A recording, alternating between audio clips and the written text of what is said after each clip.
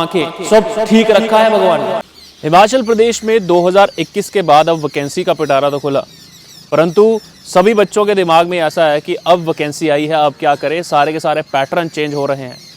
देखो हिमाचल प्रदेश में इतना सब झंझट अब हो रहा है कि पूछने की बात ही मत बताओ। और अभी हम अगर चर्चा करेंगे तो ये विषय जो है बहुत गंभीर हो जाएगा। गंभीर विषय की बात करें, एक स्टूडेंट जो है डिप्रेशन में चला जाता है, बोलता है कि हम तैयारी जो है वो किस तरह से कर सकते हैं। पर सबसे बड़ा मुद्दा यह है कि तुम लोगों को कैसे डील करना है। देखो हर एक बंदे के इंसान में बहुत सारी परेशानी आती है। हम सोचते हैं कि हमारी ही ज़िंदगी में बहुत परेशानी है, हर एक बंदा जो है अपनी परेशानी से जूझ रहा है। जब हम इन बातों पर चर्चा करेंगे और गहरी होती रहेंगी।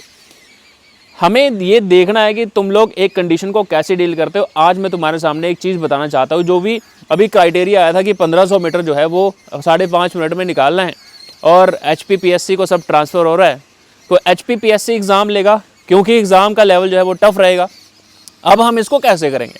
स्टूडेंट के दिमाग में ऐसा हो जाता है कि हम लोग इसको कैसे जो है वो जस्टिफाई करेंगे, हम इतना कैसे मेहनत करेंगे, क्या हमारा नंबर आ जाएगा। देखो हर एक साल कंपटीशन टफ होता जा रहा है और इस बार जो है वो ग्राउंड टफ हो, हर एक लेवल पे आपको एक ज़बरदस्त कंपटीशन देखने को मिल सकता है। तो देखो जब भी आप इन चीज़ों को देखकर चलते हैं, तुम्हारे दिमाग में एक डाउट सा क्रिएट हो जाता है कि क्या मैं कर सकता हूँ, क्या तुम्हारे अंदर वो पॉजिटिविटी आती है कि क्या तुम ये चीज़ कर सकते हो। देखो तुम क्यों नहीं कर सकते, तुम ऐसा सोचते हो कि हमारे सामने ये आ सकती है कि मैं क्यों नहीं इसको कर सकता। भाई तुम्हारी अगर तुम खुद से झूठ बोलना छोड़ दोगे ना, तो तुम्हारे लिए सबसे बड़ा मैटर होगा खुद से झूठ, खुद से अगर तुम खुद से झूठ बोलना छोड़ दोगे ना, तो तुम्हारे लिए सबसे बड़ा मैटर होगा खुद से झूठ, खुद से दो टांगें, 2 पैर, 2 आंखें, सब ठीक रखा है भगवान ने, एवरीथिंग इज ऑल राइट। तो तुम क्यों नहीं कर सकते?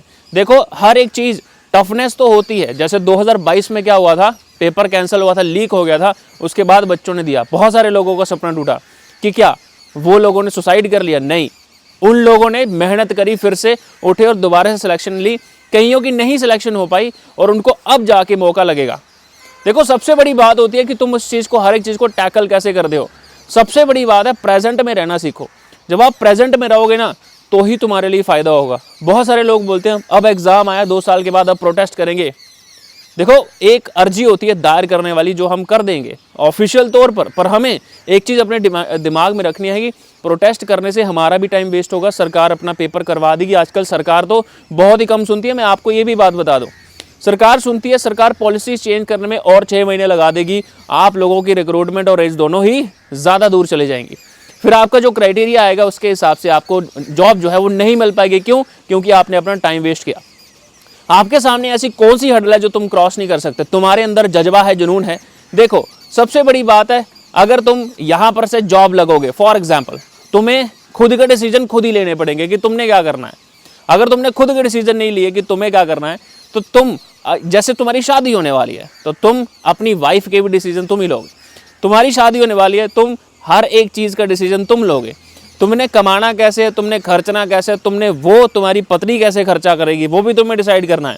तो देखिए तुम्हें अपनी ज़िंदगी के डिसीजन खुद लेना है कि तुम कर सकते हो कि नहीं कर सकते हो। मुश्किलें जो है वो हर किसी पे आती रहती हैं, तो मुश्किलें अगर आई हैं तो तुम्हारे ऊपर तुम्हें खुद टैकल करना पड़ेगा। You have to tackle the situation.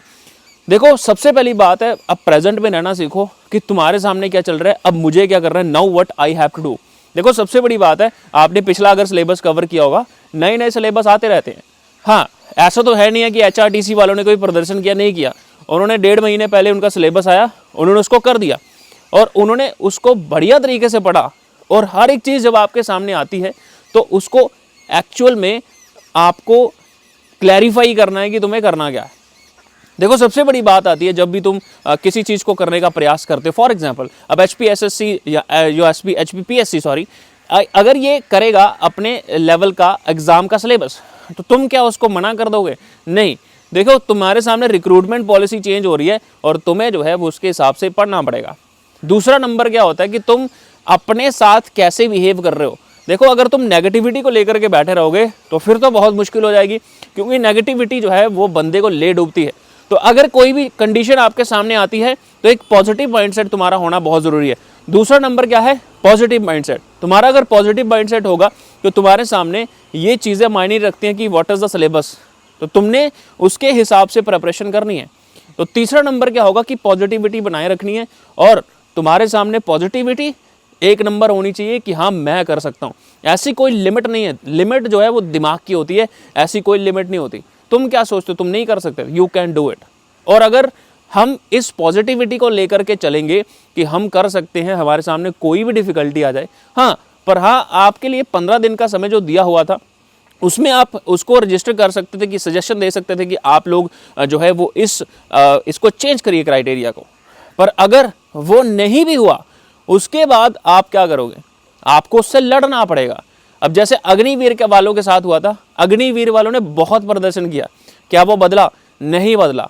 उसमें क्या हुआ, बच्चों को उन्हीं 4 सालों के लिए ही प्रिपरेशन करनी पड़ी, सब कुछ चेंज हुआ, उनको उसके हिसाब से ढलना पड़ा। इतना ही कहना चाहता हूं कि उसके सामने अगर कोई सरकार आपके सामने कोई अपॉर्चुनिटी लाती है तो आपके सामने क्या होगा, उसको एक अपॉर्चुनिटी और एक चैलेंज की तरह एक्सेप्ट करना चाहिए। और आपके लिए बिल्कुल भी डिमोटिवेट नहीं होना आपने। अगर आप डिमोटिवेट होते हैं तो ये सबके लिए गलत होगा। डिमोटिवेट मत होइए।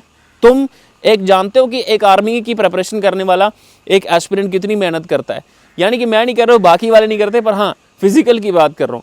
फिजिकल इस बार हिमाचल प्रदेश पुलिस के एग्जाम में टफ आया था, और अभी की बात करता हूँ तो ये लेवल टफ रहने वाला है। तो अभी सजेशंस तो बहुत डाले गए हैं, परंतु देखते हैं सरकार की क्या अपील होती है। अगर खुदा ना खास्ता कि ये नहीं बदला तो फिर क्या करोगे, तुम्हें इतनी दौड़ लगानी पड़ेगी, ठीक है। या अगर तुम नहीं इतने फिजिकली चैलेंज मतलब फिजिकली अगर तुम इतने कैपेबल नहीं हो तो तुम्हें क्या करना पड़ेगा, अपना रूट चेंज करना पड़ेगा। तुम पटवारी की तरफ शिफ्ट मार जाओगे। पटवारी में क्या होगा, पटवारी में बोल देंगे ग्रेजुएशन चाहिए और कंप्यूटर का डिप्लोमा, फिर तुम क्या करोगे, फिर तुम किसी और एग्जाम की प्रिपरेशन के तौर पर चल जाओगे।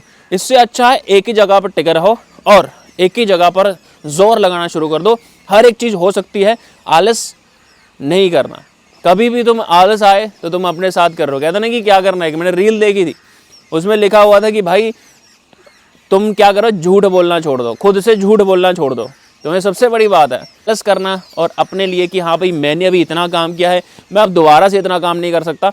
ये चीज़ें मायने रखती तुम्हारी ज़िंदगी में। जब तुम्हारी अच्छी नौकरी होगी तो तुम किसी को मुंह दिखाने के लायक रहोगे। हाँ ऐसा नहीं मैं बोल रहा हूँ कि सबकी नौकरी ही लगेगी तो ही मुंह दिखाने के लायक है, नहीं, पर मैं ऐसा कह रहा हूँ कि अगर तुमने अपने टाइम में तुमने मेहनत नहीं करी ना तो तुम्हारा ये सिस्टम सारा खराब हो जाएगा, पूरी उम्र का पछतावा तुम्हारे पास होगा।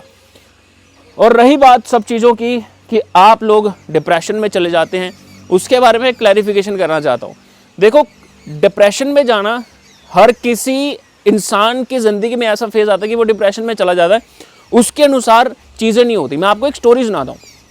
देखो एक बार की बात है, एक आदमी जो है वो प्लेन में बैठा हुआ था और वो चिप्स खा रहा था।